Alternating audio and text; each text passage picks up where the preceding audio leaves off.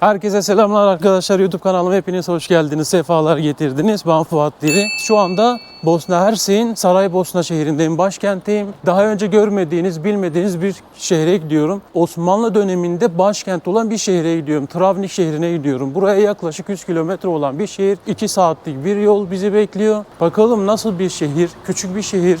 Yani köy tarzında bir yer.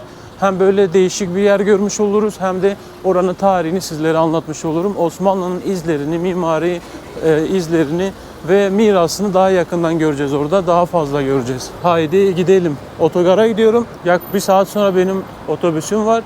Yürüyerek gideceğim. 3 kilometrelik bir yol bizi bekliyor. Hava inanılmaz kendini bozdu. Yani hava çok soğuk. Hem çok soğuk hem de yağmur bekleniyor. Yani bu bildiğiniz kar havası ya şu anda. Evet. Nereden anladın ya? Allah Allah. Arabadan geldi. Bana diyor Türkçe konuştu benimle. Otogara geldim bu arada. Şöyle otogar. Travnik'e gidiyorum. Vallahi nereden anladın ya? Otobüsle mi gidiyorsun? Aynen. Selamünaleyküm. Nasılsın? Aleyküm, sağ ol abi. Eyvallah. Nasılsın? Nerelisin sen? İstanbul. İstanbullusun. Burada ne yapıyorsun? Burada yaşıyorum ben. Vallahi. Kaç sene oldu? 7 sene. 7 sene. İsim ne? Ümit. Ümit. Sen ne Ümit. yapıyorsun? Nereden anladın ya? Daha arabadan geçiyordun sadece. Anlıyorum ben ya. Vallahi. 7 senedir buradasın. Çalışıyoruz işte. Çalışıyorsun. Turizm, Taksicilik restoran, falan her mı? şey. Aa çok iyi. Taksicilik nasıl oluyor burada? Normal. Uygulaması mı var? Hem o var hem de bizim çevremiz var ya. Gelen giden çok oluyor. Ha buraya geliyorsun, götürüyorsun. Havalimanından çok oluyor. Havalimanından falan. Restorandan O zaman şey yapan var öyle. Gelen Sen Türkler neredesin? hemen arıyor. Eyvallah. İyi. Neresi sen? Ben Cizre Şırnaklıyım. Başım üstüne. Nerede yaşıyorsun? Antep'te. Valla ne yapıyorsun orada? Vallahi orada ne yapayım? Orada aileyle yaşıyorum.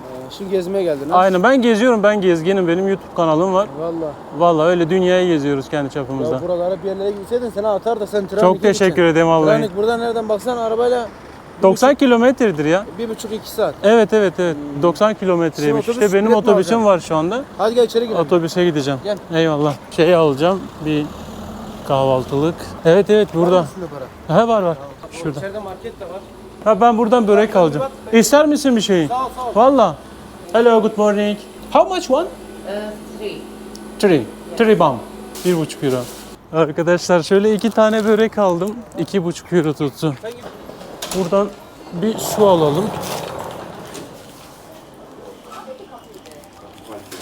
Ya ben buranın suyunu bir türlü sevemedim. Bu Olimpiya var ya, koyu suyu gibi. Hiç güzel değil.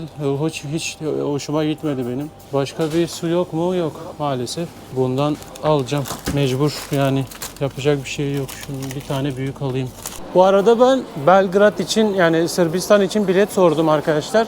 Farklı bir terminalleri varmış, otogarları varmış. 7 kilometre uzak buradan. Ben Travnik'ten döndüğümde hemen oraya gidip bilet almam gerekiyor. Yarına bilet alacağım. Benim yarın Sırbistan'a geçmem gerekiyor veya akşam geçmem gerekiyor bilmiyorum. Bugün benim son günüm. Belki de yarın da kalırım. Şimdi geldim. Peron 9'a gelecek otobüs. Burada otobüsü bekleyeceğim. Şöyle aslında küçük bir otogar değil de düzenli, düzgün, güzel bir otogara benziyor. Arkadaşlar buranın güvercinleri de kedi köpek gibi yemek yiyeceğimi anladılar ya.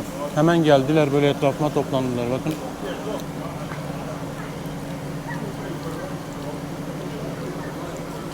Şöyle göstereyim size, etli bu. Böyle içinde et var. Biraz kuşlara.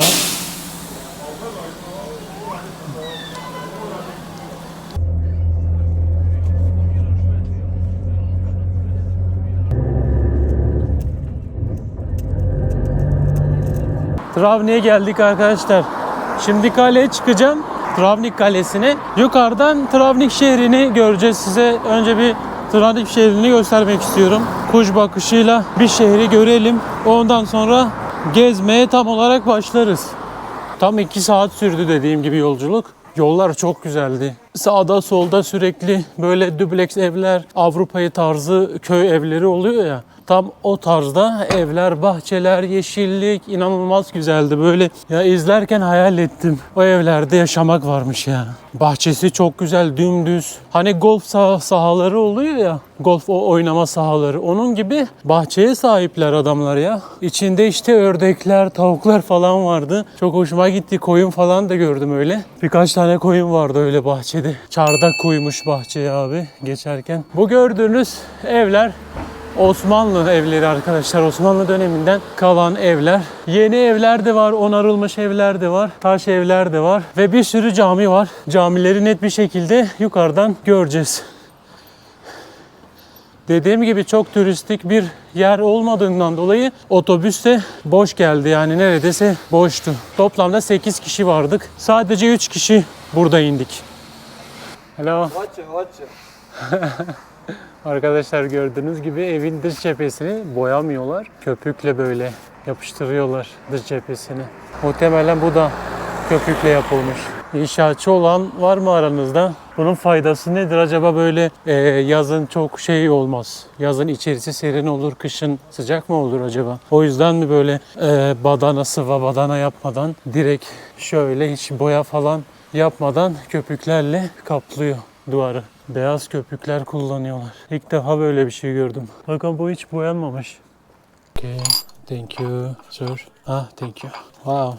Şöyle bir kart verdi bana. 4 mark, yani 2 Euro'dan başlıyor giriş. 1 Euro'ya kadar iniyor ama bu grup olanlara 1 Euro. Turla gelen firmalara kişi başı 1 Euro'ymuş. En yüksek 4 bam, yani 2 Euro. Şu anda kalenin içindeyiz. Kalenin içinde böyle gördüğünüz üzere bir cami var. Merhaba. Nasılsınız? Maşallah çok güzel. Maşallah. Bu ne? Bu ne? What is this? Bu. Şöyle. İpek mi? İpek. Güzel. Şal. Evet. Şöyle el emeği tamamen kendisi yapıyor böyle ya. Şöyle bir büyük bir şal. Ne kadar, how much? 40 mark. 40 mark. 40, yani 20 euro arkadaşlar bir tanesi. 20 euro. Yes. Fine. Abla da burada aynı. Şal. Ne şal? Bu mu? Yes. Böyle şöyle. Souvenir bosanski design. Bu çok farklı bir şey. Evet. Design bosanski Keçi yönü çilik. gibi. Yes. Yes. I understand. Ne kadarmış? 10 euroymuş bu böyle. Süs için ya. To se ovako radi. Şöyle küçük var. Bu şekilde. Kadınlar sabahtan akşama kadar uğraşıyor bir tanesini yapmak için. Burada işkence aleti gibi bir şey herhalde bu. Bayağı eski gibi ya. Şöyle eller buradan, el buradan, kafa buradan. Sanırım böyle kafasını falan kesiyor. Çok tarihi olsaydı bu kadar ortada olmazdı diye düşünüyorum da.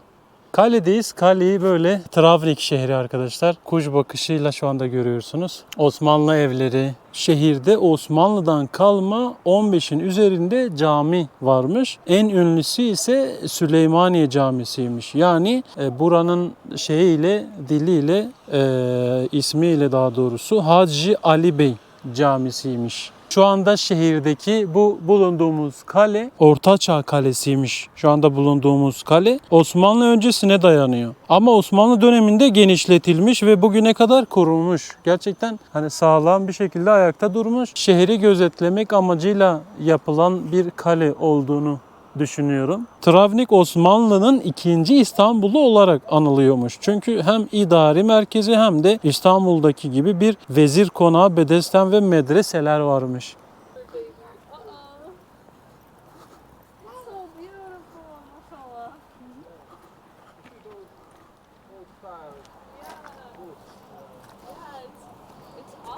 Travnik dağlarla çevrili bir şehir. Böyle etrafında dağlar var. Sanki burası o dönem oturma yeriymiş gibi. Buradan iniyorlar. Şöyle burada bir sahne varmış gibi böyle baktığınızda. Muhtemelen burada eskiden bir sahne kurmuşlardı. İnsanlar burada sırayla oturup burayı izliyorlardı. Ya tiyatro düzenleniyordu o zaman ya da farklı bir gösteri düzenleniyordu muhtemelen. Haritadan baktığınızda buradaki çoğu mekanın adı Vezir arkadaşlar. Hatta burada otel var. Vezir Oteli. Vezir Place diye. Vezir Kafe, Vezir Restoran, Vezir bilmem ne diye geçiyor. Burası vezirler şehriydi dediğim gibi. 77 vezir buradan çıkmış. Ve Osmanlı döneminde başkentlik yapmış bir şehir Travnik. Toplam 150 yıl boyunca başkent olmuş Osmanlı döneminde. Çok güzel. Hem köy havası var hem de böyle ufak bir şehir havası da var. Daha çok köy havası var burada. Kasaba arkadaşlar. Her yer yemyeşil. Hava çok soğuk. Sokak sokak gezelim, karışalım tarihi sokaklara, bakalım neler göreceğiz. Birkaç tane yer var gezilecek yerler. En önemlisi Süleymaniye Camisi. Sizlere orayı göstereceğim. Orayı anlatmak istiyorum, göstermek istiyorum. Evler benim çok hoşuma gitti. Rengarenk evler böyle. Sade, sadece beyaz veya gri değil. Sarı var, beyaz var, ne bileyim turuncu var, kırmızı var. Güzel bir görüntü. Gördüğünüz cami arkadaşlar Alaca Camii. Yani Süleymaniye Camisi. Resim motiflerini Arnavutluk Tiran'da görmüştük. Hatta ben İşkodra'da da aynı şeyi görmüştüm. Böyle resim motifleri vesaire. Hem caminin dışında resim motifleri var. Nadir görülen bir şey bu. Hem de caminin içinde. Bu cami 1579 yılında yapılmıştı. Neden yapılmıştı diyorum. Bu cami savaşta tamamen yıkıldı. Şu anda yeniden inşa edildi. Yani yeni olarak görünüyor. Aslına uygun bir şekilde mi yapıldı bilmiyorum. Fakat yeniden inşa edildi cami. Caminin altında çarşı var. Şöyle güzel bir yere çıktım ama ha buraya çıkacağımı hiç böyle tahmin etmiyordum, baksanıza. Şu tarafta böyle çarşı var, küçük bir çarşı sanırım. Kafeler var, restoranlar var, lokantalar var, çay ocakları var. Şöyle cami bir etrafını göstereyim. Burada sanırım yine bir Türkiye'den şey gelmiş. Türkiye Cumhuriyeti Vakıflar Genel Müdürlüğü ile Bosna Hersek Cumhuriyeti İslam Birliği Saraybosna Vakıflar Müdürlüğü arasında yapılan işbirliği protokolü ile Kamil Ahmet Paşa Vakfı'na ait Alaca Camii Süleyman Paşa, Kamil Ahmet Paşa Gazi Ağa Camii Türkiye Cumhuriyeti Vakıflar Genel Müdürlüğü tarafından restorasyonu yapılarak 13 Nisan 2019 tarihinde açılmıştır diyor. Dediğim gibi cami tamamen yıkılmıştı savaşta. Yeniden inşa etmişler. Türkiye'nin arkadaşlar benim Orta Asya'da, Orta Doğu'da ve burada Türkiye'nin çok eli var. Yani her yere eli var. Her yere yardıma koşuyor. Camileri yapıyorlar. Ne bileyim bir sürü şeyleri var. Yardım kuruluşları var ve içinde balıklar var. Bakın. Sarı sarı balıklar, siyah balıklar. Koca koca balıklarmış ya. Çok büyükmüş. Gözle görülüyor balıklar net bir şekilde ama kameradan net bir şekilde görülüyor mu bilmiyorum. Bakın caminin böyle bir girişi var. Şöyle içeri girmeden de gösterebilirsem sizlere. Yeni yapılmış yani 2019'da anladığım kadarıyla restorasyon çalışması olmuş. Şöyle baktığımızda caminin içerisi rengarenk. Vallahi içeriye girmeye değer ya arkadaşlar. Ben içeri gireceğim. Ben içeri girip hemen çıkacağım. İçerisi tamamen ahşaptan yapılmış. Bu gördüğünüz tamamen ahşap. Ben hayatımda ilk defa böylesine renkli bir cami görüyorum. Daha önce böyle bir cami gördünüz mü, görmediniz mi bilmiyorum ama ben hayatımda ilk defa böylesine renkli bir cami gördüm. Gerçekten içerisi rengarenk, dışı da renkli. Resimlerle falan çizmişler. Resim motifleri var.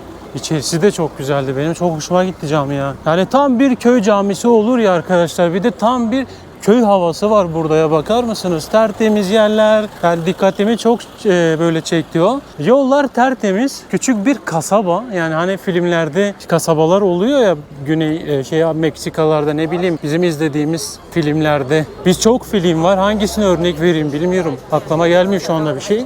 Ama çok tatlı bir şeyi var ya, atmosferi var. Güzel yani, benim çok hoşuma gitti ve insanlar gördüğünüz üzere yine her zamanki gibi sabah erken, öğlen, akşam fark etmeksizin sosyalleşiyorlar, kahve içiyorlar, çay içiyorlar. Evlerin mimarisi inanılmaz. Yani sizlere böyle itici gelmeyeyim diye abartmadan ilerlemeye çalışıyorum ama şu anda ağzım açık bir şekilde geziyorum. Buraya gelmeden önce bu kadar hani çok bir şey beklemiyordum. Hani bir fotoğrafa veya videolarına falan da bakmadım. Hep böyle sürpriz olsun diye bakmıyorum fotoğrafa, videolarına. Hiçbir yerde görmedim bu şehri. Hiçbir videoya da denk gelmedim. Direkt böyle internetten yazdım. Hani önemli olan başka bir yer var mı diye. Burayı söyledi bana. Ben de araştırdım. Bilgilerine ulaştım sizlere anlatabilmek için. Geldim. Küçük bir çarşı arkadaşlar. Bu çarşı küçük ama Osmanlı döneminde de kullanılan bir çarşı burası. Eski çarşı. Osmanlı döneminden kalan hala esnaflık burada da devam ediyor. Gerçekten burada oturup kahve yemek içmek keyifli olması gerekiyor. Buranın gecesini falan düşünemiyorum. Yaz ayında akşamını hiç düşünemiyorum. Bence yaz ayında bu dağların olması, yeşilliğin olması yaz ayında çok sıcak geçmiyordur. Kurak geçmiyordur burası. Bir şey söyleyeyim mi arkadaşlar? Vallahi ön yargılı olmamak gerekiyor ya. Ben buraya gelmeden önce ya buraya niye gideyim? Ben neyi göstereceğim? Oradan keyif almam. Küçük bir köy havası, köy yeri. Bu kadar seveceğimi düşünmezdim. Tahmin bile edemezdim. Ya çok keyif alarak geziyorum şu anda. Acayip keyif alarak geziyorum. Mükemmel bir yer. Yani böyle sağa solu izlerken canım hiç sıkılmıyor. Hem eski evler böyle renkli duruyor. Yani eski eve baktığınız bile hoşunuza gidiyor. Böyle bir eski eve baktığınızda bile. Yani diğer binaları falan onu söylemiyorum bile. Bakın bu da bir eski bina. Şu anda ezan okunuyor bu arada.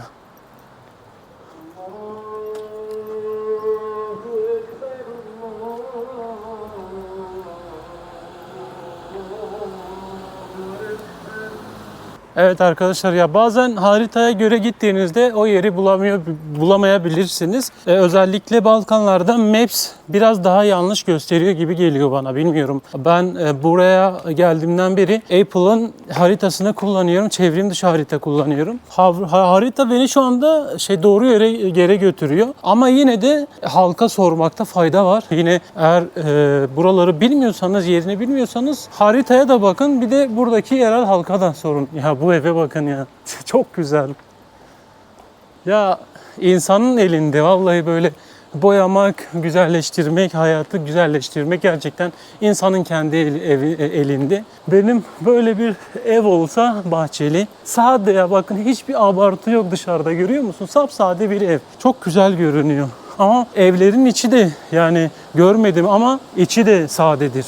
Öyle tahmin ediyorum. Klasik, sade, daha iyi, daha güzel. Maalesef bizler Türkiye'de yani evlerimizde kullanmadığımız o kadar çok eşya var ki alıyoruz, koyuyoruz kenara, köşeye. Kullanmadığımız çok eşya oluyor. Alıyoruz öyle duruyor salonda. Mesela örnek vereyim, TV ünitesi falan alıyoruz. Ne bileyim, kullanmıyoruz televizyonu belki. Ya da vazo bir sürü şey alıyoruz. Halbuki buna hiç gerek yok. Yani bence klasik, sade evi daha çok seviyorum. Tabii bu insandan insana göre değişiyor.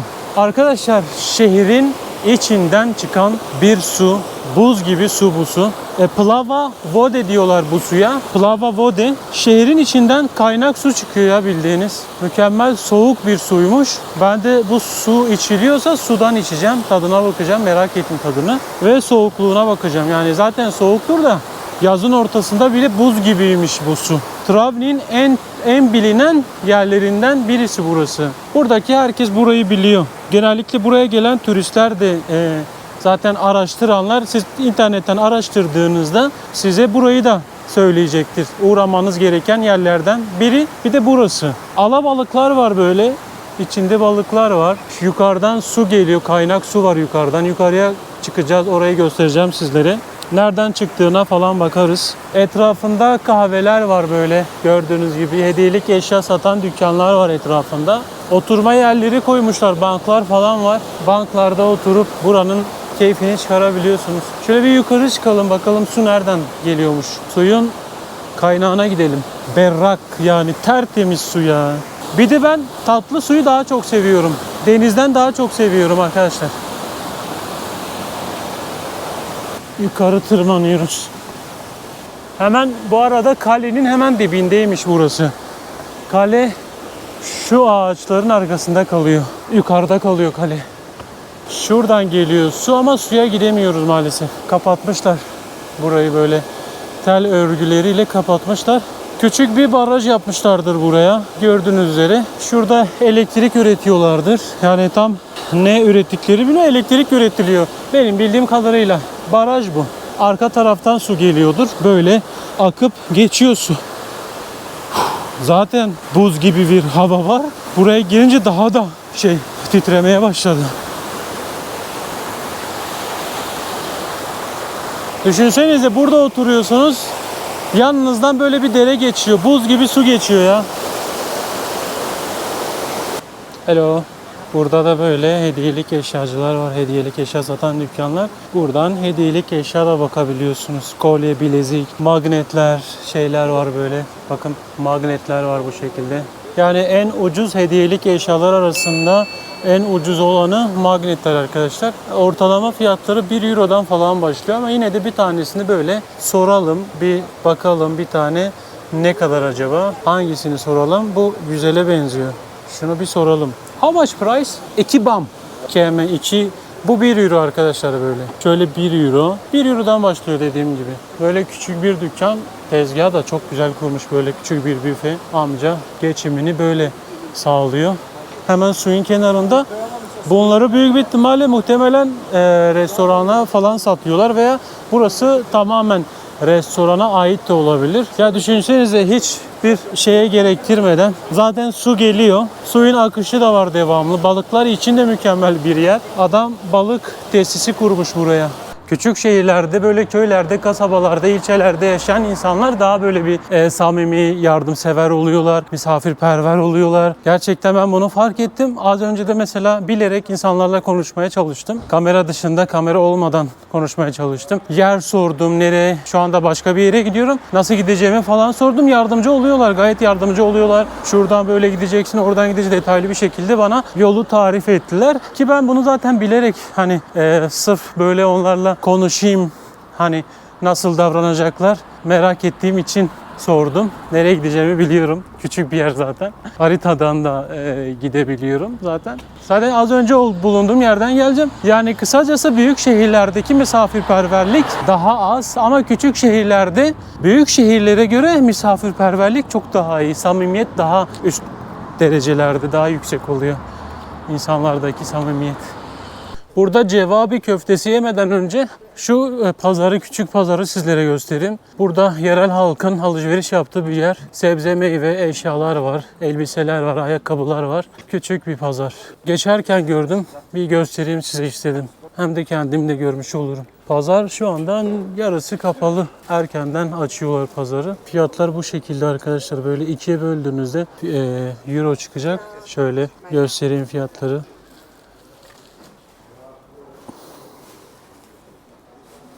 Kimsecikler yok.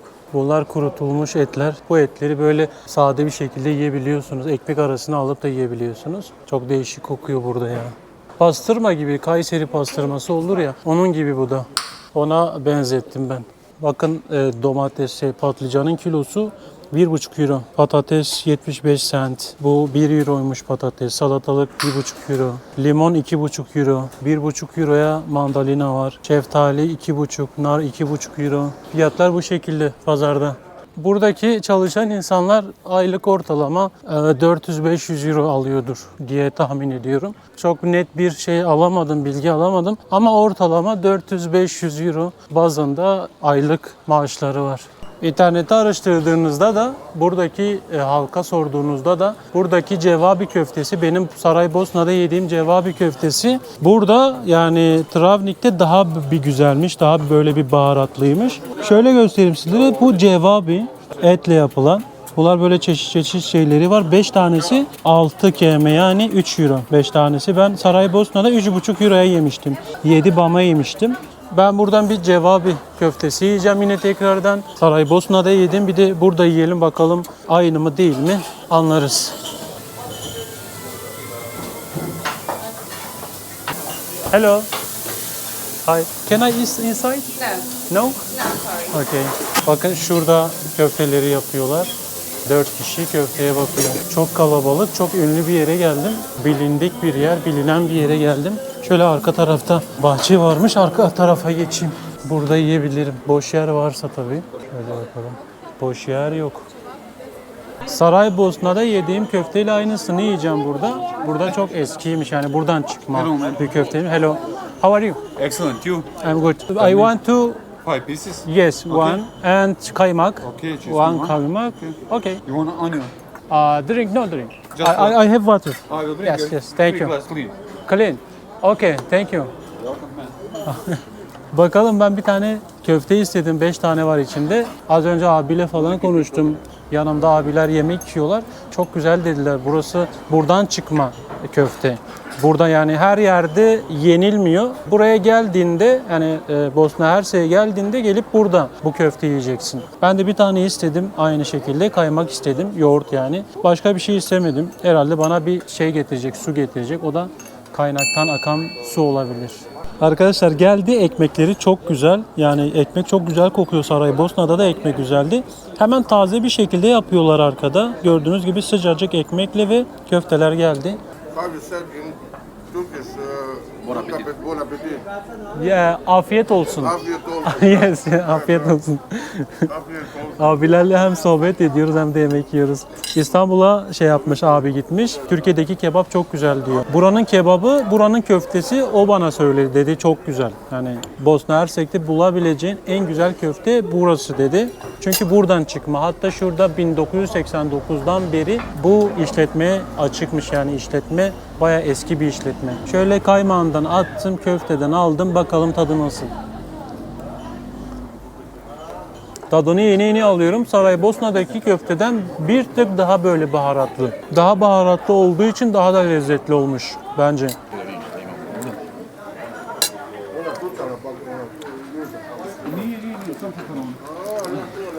Arkadaşlar yaklaşık 3-3,5 saattir buradayım. Yani 3,5 saat oldu. Burayı geziyorum. Kaleyi gezdik. Sizlere etrafı gösterdim. Burayı anlattım. Osmanlı'dan kalma çok izler var. Çok miras var. Yemek yedik. Yemek çok güzeldi. Toplamda 4,5 euro. Yani 9 bam. Buranın para birimi 9 bam. Bilmeyenler için. 1 euro 2 bam. Yani gördüğünüz fiyatları ikiye böldüğünüzde euro çıkıyor. Böyle bir yürüyüş caddesi. Böyle bir caddede yürüyorum. Şu an otogara doğru gidiyorum. Bilet almadım, yani dönüş biletini falan almadım. Gidip bakacağım. Umarım dönüş bileti vardır. Dönüş bileti varsa, otobüs varsa Saraybosna'ya döneceğim. Hazırlıklarımı yapacağım. Dönüp direkt Sırbistan için bilet almam gerekiyor. Farklı bir otogara gideceğim. Yani bayağı uzakmış o otogarda. Bayağı şey yapacağım. Nasıl gideceğimi de bilmiyorum. Gidelim bir bakalım bilet var mı yok mu? Bayağı bir yoruldum ben de, yani böyle çantayla beraber kolay olmuyor. Bir de yokuş çıktık, indik, geldik, gittik vesaire derken biraz yorucu oldu. Ama güzel yani, değdi mi değdi vallahi. İyi ki geldim buraya, iyi ki burayı gördüm, iyi ki gezdim. Cevabi köftesi buradan çıkmış, buraya aitmiş. Kendinize çok iyi bakın. Bu video bu kadar olsun. Şöyle hemen videonun altına beğeni tuşuna basarsanız ve yorum atarsanız çok mutlu olurum. Yorumu sola kaydırdığınızda hype puanı var. Bana hype puanı da verebilirsiniz. Tamamen ücretsiz. Hoşça kalın. Kendinize iyi bakın. Bir sonraki videoda görüşmek üzere. Bir sonraki video yeni ülke olacak. Sırbistan olacak. Bakalım neler yaşayacağız. Bakalım neler göreceğiz orada.